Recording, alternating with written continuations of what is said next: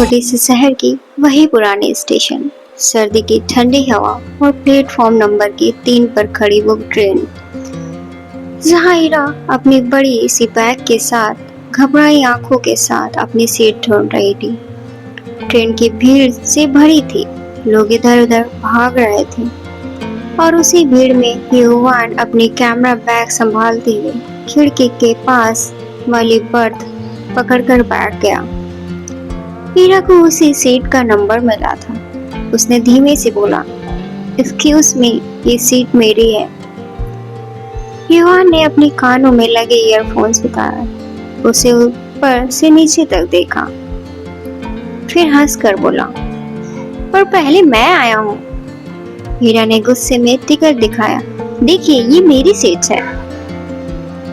युवान ने भी टिकट निकाला, देख लो ये मेरा यही नंबर है। दोनों कुछ देर तक एक दूसरे को देखते रहे। फिर टीटी आया। थोड़ी सी उलझन के बाद पता चला कि सीट दोनों की थी। रिजर्वेशन में गलती हो गई थी। टीटी ने कहा, आप दोनों एडजस्ट करना होगा और कोई खाली सीट नहीं है।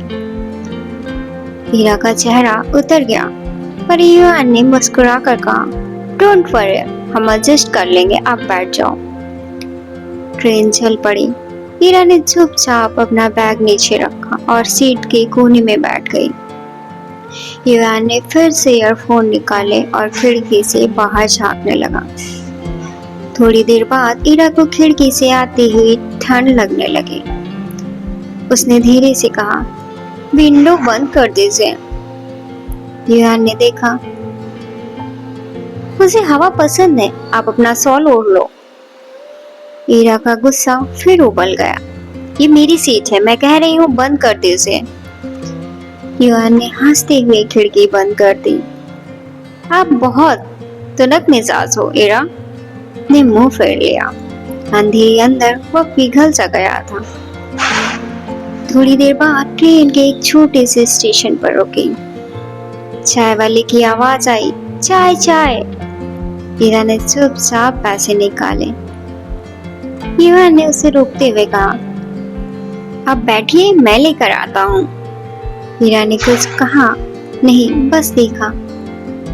पहली बार उसे लगा कि ये अजनबी उतना बुरा भी नहीं है।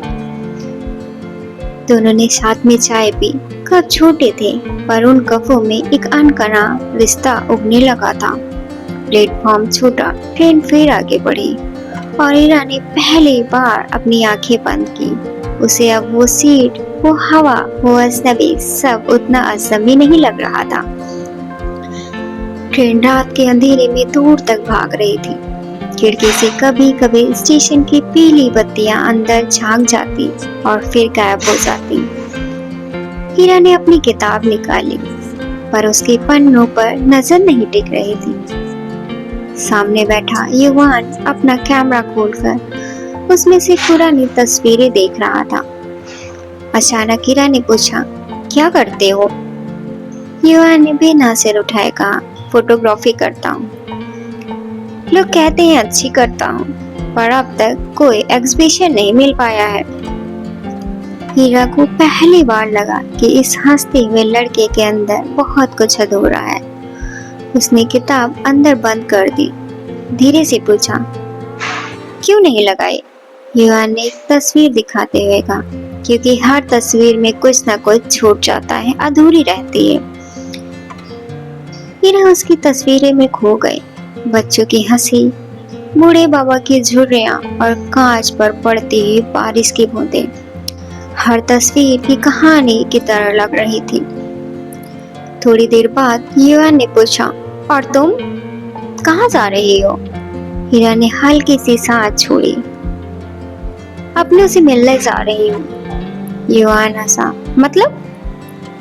हीरा ने खिड़की से बाहर देखते हुए कहा, मतलब आप तक जितनी थी उससे अलग होना चाहती हूँ, राइटर बनना चाहती हूँ, पर डरती हूँ। युवान ने मुस्कुरा कर कहा, डरना मत, डर से बड़ी कोई बेड़ियां नहीं होती। हीरा को पहली बार किसी अजनबी से ऐसा सुनकर अच्छा लगा। उसने अपनी ठंडी उंगलियों से चाय के खाली कप पर फेरते हुए कहा, बहुत बातें बनाते हैं, योआन ने कहा। और तुम्हें सुनना अच्छा लगता है ना? और दोनों हंस पड़े। पहली बार हंसी ने उन दोनों को थोड़ा करीब किया। रात गहरी होने लगी। बर्थ पर लेटे लेटे इरा की आंखें से नींद गायब हो गई। ऊपर वाली बर्थ पर युवान कैमरे से खेल रहा था। उसने नीचे झांक कर कहा, कहानी सुनाओगी? इरा ने पहली बार अपने मन की कहानियां किसी को सुनाई। स्कूल के अकेलेपन से लेकर अपनी डायरी तक, और वो हर छोटी कविता उसने कभी किसी को नहीं सुनाई थी। योआन चुपचाप सुनता रहा। बीच बीच में सवाल पूछता, हंसता और इरा को लगता कि जैसे किसी ने उसकी किताब के सारे पन्ने पढ़ लिए हों। धीरे धीरे डिब्बे में सब सो गए। खिड़की पर पड़ी रात की नमी, सीट के कोनों में पड़ी इरा की उंगलियां और बीच बीच में योआन की हंसी, सब कुछ किसी शुरुआत जैसा लग रहा था। पर इरा के दिल में कहीं अब भी डर था। ये सफर खत्म होते ही ये सब खत्म न हो जाए। उसने चुपके से अपनी नजरें युवान से चुरा ली। पर युवान ने नीचे झुककर बस इतना कहा, जो खत्म हो गया वही हमेशा याद रहता है, तो डरना किस बात का।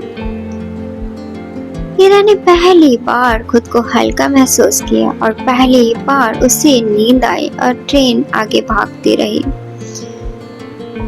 सुबह की ठंडी हवा ट्रेन की छोटी सी खिड़की के छेद से अंदर घुस रही थी। इरा की आंख खुली तो उसने देखा युवान सामने वाले सीट पर बैठा बाहर देख रहा था। उसकी उंगलियों में वही पुराना कैमरा था, पर इस बार उसकी नजरें कहीं दूर हुई थी। इरा ने धीरे से पूछा, सोए नहीं? युवान ने मुस्कुरा कर कहा, तुम्हारी कहानी उन्हें नींद भगा दी। इरा ने चुपचाप अपनी शायर ली। बाहर खेतों में कोहरा उतर रहा था। स्टेशन अभी दूर था और इस सफर के खत्म होने पर अभी कई घंटे बाकी थे। ये सोचकर इरा को थोड़ी राहत तो जरूर मिले, लेकिन डर भी था दिल में। चाय खत्म हुई तो युवान ने कहा, आओ प्लेटफॉर्म से उतरते हैं, स्टेशन आ गया है। स्टेशन छोटा था, पर वहां की सुबह चाय में अजीब सी गर्मी थी। दोनों ने बेंच पर बैठकर एक कप में 2 स्ट्रॉ से चाय पी, जैसे कोई पुरानी फिल्म का सीन हो। इरा को हंसी आ गई। तुम्हें पता है, मैं कभी ऐसे अजनबी के साथ चाय नहीं पीती हूँ। युवान ने मुस्कुरा कर कहा, तो आज कर लिया, डर थोड़ा कम हुआ। इरा ने सिर हिला दिया और थोड़ा सा। स्टेशन पर एक किताब का ठेला भी लगा था। इरा किताबों में उलझी थी। उसने एक पुरानी कविता की किताब निकाली। वो किताब उसके हाथ में थी, पर उसकी नजरें युवान पर थी। युवान ने धीरे से कहा, ले लो, सफर खत्म होते होते इसे पूरा पढ़ लेना। मीरा ने कहा, अधूरी किताबों को का क्या? युवान ने कहा, अधूरी किताबें ही सबसे ज्यादा पूरी होती हैं, याद बन जाती हैं। मीरा को उसकी ये बातें समझ नहीं आती थी, पर अच्छी लगती थी। ट्रेन फिर चलती है। डिब्बे में लौटते वक्त ईरा के दुपट्टे का एक कोना युवान के कैमरे में फंस गया। दोनों ने एक पल को एक दूसरे को देखा। वो एक पल एक फोटो जैसा फ्रीज हो गया। कोई कुछ नहीं बोला, बस वापस सीट पर बैठ गए। ट्रेन के अंदर अब भी वो छुप छुप कर झांक रही थी। हीरा किताब में आंखें गड़ाए बैठी थी, पर उसके दिमाग में अब कोई और कहानी नहीं थी। बस वो सोच रही थी, ये सफर कितना छोटा है और ये मोहब्बत कितनी लंबी हो रही है। धूप अब खिड़की के शीशे से होकर ईरा की किताबों के पन्नों पर उतर गई, पर उसका ध्यान अब भी उन शब्दों में नहीं था। युवान अपनी जगह पर नहीं था। वो डिब्बे के दरवाजे के पास खड़ा होकर बाहर खेतों को देख रहा था। ईरा चुपचाप उसी किताब बंद की और उसके पास जा खड़ी हुई। ट्रेन के दरवाजे पर ठंडी हवा लग रही थी, पर दोनों को ठंड से ज्यादा उस खाली पटरियों के बीच बहते सफर की आदत हो चली थी। युवान ने ईरा को देखा। डर तो नहीं लग रहा है ना? ईरा ने बिना कुछ कहे सिर हिला दिया, जैसे कह रही हो अब डर नहीं लगता। दोनों फिर से आकर अपनी सीटों पर आ गए। ईरा ने पहली बार खुद से कहा, काश ये स्टेशन आखिरी ना हो। ट्रेन की खिड़की से धूप अब पीछे छूटने लगी थी। उसकी जगह अब शाम की हल्की ठंडक डिब्बे में घुस गई थी। ईरा अपनी किताब में वापस घुसने की कोशिश कर रही थी, पर हर दूसरे मिनट पर उसकी नजरें युवान की तरफ उठ रही थी, जो अपनी कैमरा बैग खोलकर कुछ पुरानी तस्वीरों को देख रहा था। अचानक ईरा ने सवाल उछाल दिया, कभी सोचा है ये कैमरा तुम्हें कितनी अधूरी चीजें दिखाता है? युवान ने मुस्कुराकर कहा, तस्वीरें कभी अधूरी नहीं होती, बस लोग समझ नहीं पाते हैं कि उन्हें पूरा करना है। ईरा ने आंखें तरेरी, तुम्हारी बातें बड़ी उलझी हैं। युवान ने मजाक उड़ाया, और तुम्हारी? उलझने बड़ी बातें बन जाती हैं। दोनों में फिर से बहस हुई, कभी चाय के कप पर और कभी किसी पुराने स्टेशन के नाम पर। ईरा को उसका हंसते हंसते बहस करना बहुत अच्छा लगने लगा। ये बहस किसी जीत जैसी नहीं थी, किसी नई इश्क जैसी लग रही थी। ट्रेन फिर से किसी छोटे स्टेशन पर रुकी। इस बार बारिश की दस्तक दे दी। खिड़की से टपकती बूंदें सीट पर गिर रही थी। ईरा ने खिड़की बंद करनी चाहिए, लेकिन यूथ ने उसे रोका। बारिश अंदर आने दो, इससे यादें बनती हैं।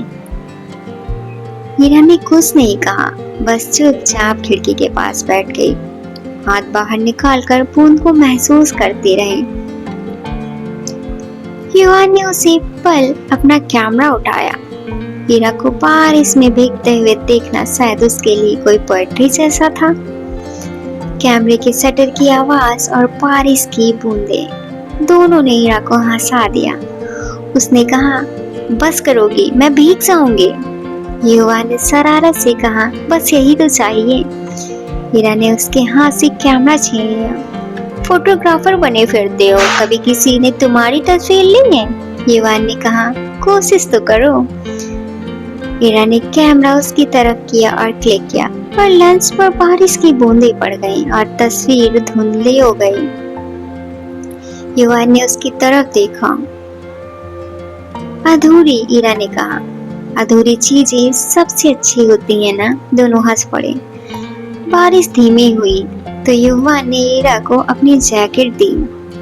ओढ़ लो, बीमार पड़ जाओगे तो कहानी वहीं रुक जाएगी। ईरा ने जैकेट ओढ़ ली, पर उस पुराने स्टेशन के सुनसान प्लेटफॉर्म पर दोनों को शायद उस वक्त ये समझ नहीं आ रहा था कि ये कहानी कहीं न कहीं किसी न किसी मोड़ पर टूटेगी, पर जब तक टूटेगी नहीं वो पूरी लगती रहेगी। ट्रेन फिर आगे बढ़ी। खिड़की बंद थी, पर दोनों के बीच बारिश अब भी बरस रही थी। उनकी आंखों में, उनकी गर्माहटों में, उनकी आंखों की नमी में रात धीरे धीरे गहराने लगी। डिब्बे की बत्तियां बंद पड़ने लगी। सब अपनी अपनी पर्थ पर थे, पर युवान और ईरा की बातें वहीं रुकी नहीं। ईरा ने चुपचाप अपने पर्स से सिर बाहर निकाल कर कहा, तुम सोते क्यों नहीं? युवान ने कहा, अगर सो गया तो ये कहानी यहीं रुक जाएगी। ईरा ने हंसकर आंखें मूंद ली और ट्रेन रात में दूर तक भागती रही। रात अब गहरी हो चुकी थी। ट्रेन की बत्तियां पूरी तरीके से मंद पड़ गई थी। डिब्बे में सिर्फ पहियों की धीमी आवाज थी और दो अनजाने मुसाफिरों के दिलों की धड़कनें।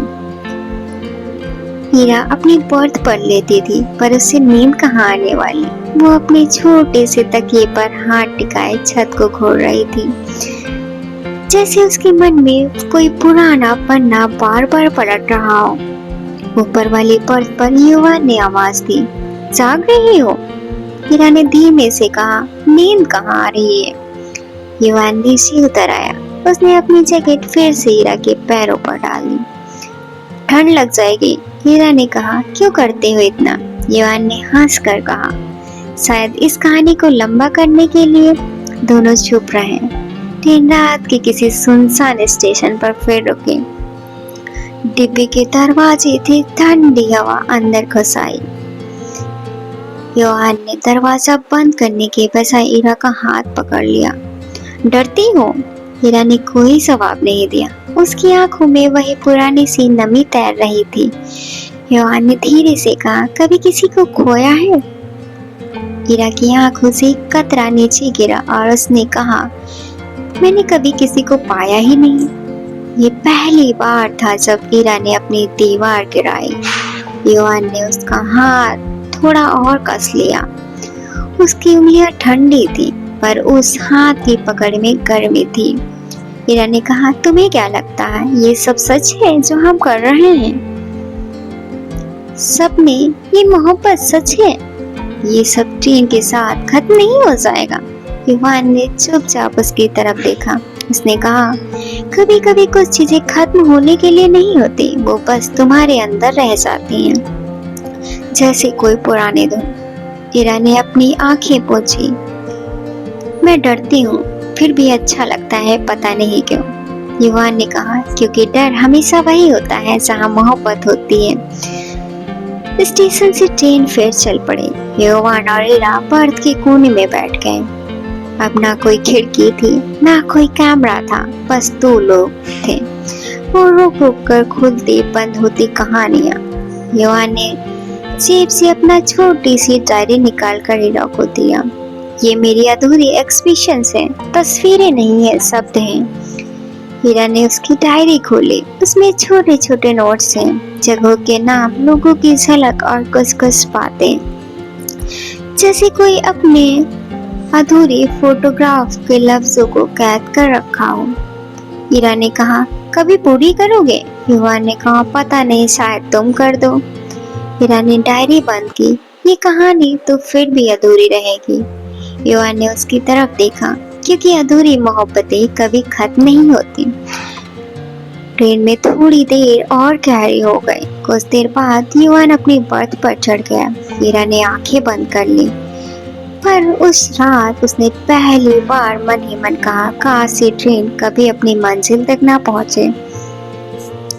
सुबह की पहली किरण खिड़की के छोटे से पर्दे के बीच से चुपके से डिब्बे में उतर आई। हीरा की आंखें खुली तो उसका दिल थोड़ा भारी था, जैसे उसे एहसास हो गया था कि ये सफर खत्म होने के करीब है। युवान अभी तक अपने फर्श पर नहीं था। वो डिब्बे के कोने में खड़ा अपनी डायरी में कुछ लिख रहा था। हीरा धीरे से उठी, उसके पास गई और बिना कुछ कहे उसके पास बैठ गई। दोनों के बीच कुछ देर तक कोई बात नहीं, सिर्फ पहियों की रुक रुक कर चलती हुई ट्रेन की आवाज। हीरा ने धीरे से पूछा, क्या लिख रहे हो? युवान ने डायरी बंद कर दी। कहा, तुम्हारा नाम।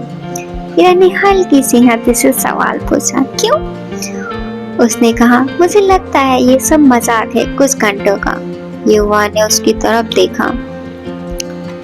अब भी तो है, हीरा ने कहा। अब नहीं है। इतनी देर तक चुपचाप रहने के बाद युवान ने जेब से एक छोटा सा कागज निकाला। उस पर उसका मोबाइल नंबर लिखा। उसने हीरा की हथेली पर लिख लिया। जब लगे कि ये सब याद रखना है तो कॉल कर लेना। हीरा ने कागज देखा और कुछ देर बाद वापस अपनी हथेली में रख दिया। कभी कभी यादों को नंबर नहीं चाहिए होते। युवान चुप हो गया। उसने कहा, फिर भी संभाल कर रख लो। हीरा ने कुछ नहीं कहा। वो प्लेटफॉर्म पर अनाउंसमेंट सुनने लगे। अगला स्टेशन बस कुछ ही घंटों में आने वाला है। एक अजीब सी बेचैनी थी, आंखों में उतर रही थी। खिड़की के बाहर खेत अब भी भाग नहीं रहे थे, जैसे ट्रेन भी रफ्तार धीमी कर रही थी। हीरा ने अचानक पूछा, अगर ये ट्रेन कहीं रुक जाए तो? ईवान ने हंसकर कहा, तो कहानी भी रुक जाएगी और वो कहानी ठीक नहीं होगी। हीरा ने उसकी तरफ देखा और पहली बार उसकी आंखें नम थीं। उसने धीरे से कहा, मुझे डर लग रहा है, फिर भी ये अधूरा रह जाएगा। ईवान ने उसका हाथ कस के पकड़ा। तुम अधूरी नहीं हो, ये सफर अधूरा है, हम नहीं। ट्रेन ने फिर से सीटी मारी। दोनों अपनी सीटों पर लौट आए। हीरा ने खिड़की से बाहर देखा। आंखों में वही सवाल तैर रहा था, क्या कोई स्टेशन कभी सच में आखिरी होता है? स्टेशन भले ही अभी मीलों दूर था, लेकिन हीरा और युवान की आंखों में दर्द साफ दिख रहा था। यह कहानी वहीं पर खत्म हो गई, लेकिन कई साल बाद उसी शहर में एक नए राइटर फेस्टिवल लगा। हजारों लोगों की भीड़ आई, बड़े बड़े नाम, नई किताबें लॉन्च हुई और उसी फेस्टिवल में गुमनाम स्टोर पर हीरा की अधूरी मोहब्बतों वाली किताब बिक रही थी। लोग ऑटोग्राफ ले रहे थे, सेल्फी खींच रहे थे, पर किसी को नहीं पता था कि उस भीड़ में पीछे किसी कोने में खड़ा युवान भी आया था। हाथ में वही पुराना क्राउड, हाथ में वही पुराना कैमरा, वही क्राउड, जैसे प्लेटफॉर्म पर वही पुराने ट्रेन सीटी दे रही हो। हीरा ने फिर से उसे देखा और कुछ पल के लिए उसकी आवाज बंद पड़ गई। वो बस भीड़ में उसे देखती रही, बिना कुछ कहे। ऑर्गेनाइजर ने अनाउंसमेंट किया, मैडम आपको स्टेज पर बुला रहे हैं। हीरा ने सिर हिलाया। वो यूथ की तरफ बढ़ रही थी, पर वो वहीं से मुड़कर भीड़ में गुम हो गया। हीरा उसे रोक नहीं पाई, बस एक छोटा सा स्कार्फ उसकी किताबों के ढेर में छोड़ गई। वही पुराना स्कार्फ जो कभी उस प्लेटफॉर्म पर छोटा था। युवान ने वो स्कार्फ फिर से उठाया। उसने अपने कैमरे के बैग में रखा और स्टेशन की तरफ बढ़ गया। बाहर शाम ढल रही थी, स्टेशन की बत्तियां जल रही थी, वही कोहरे की हवा, वही प्लेटफॉर्म नंबर 0। कोई ट्रेन आने वाली नहीं थी, पर युवान फिर भी उसी बेंच पर बैठा था, स्कार्फ को अपने हाथ में लिए मरोड़ता रहा, जैसे कोई पुराना वादा अपनी धड़कन में फिर से पड़ रहा हो। उसने अपनी डायरी निकाली और प्लेटफॉर्म की आखिरी सीट पर लिखा, नेक्स्ट। कोई अनाउंसमेंट नहीं, कोई सीट नहीं, पर उस प्लेटफॉर्म पर किसी से किसी कहानी का पहला स्टेशन खुल गया था। और कहीं दूर हीरा स्टेशन पर खड़ी थी, माइक पकड़े अपनी नई किताब की आखिरी लाइन पढ़ रही थी। कुछ अधूरी मोहब्बतें प्लेटफॉर्म तक कभी खत्म नहीं होती, वो बस किसी नेक्स्ट में चलती रहती हैं। ये कहानी यही खत्म हो गई। हीरा और युवान की मोहब्बत ना पूरी होते हुए भी किताबों में कहीं ना कहीं पूरी हो गई।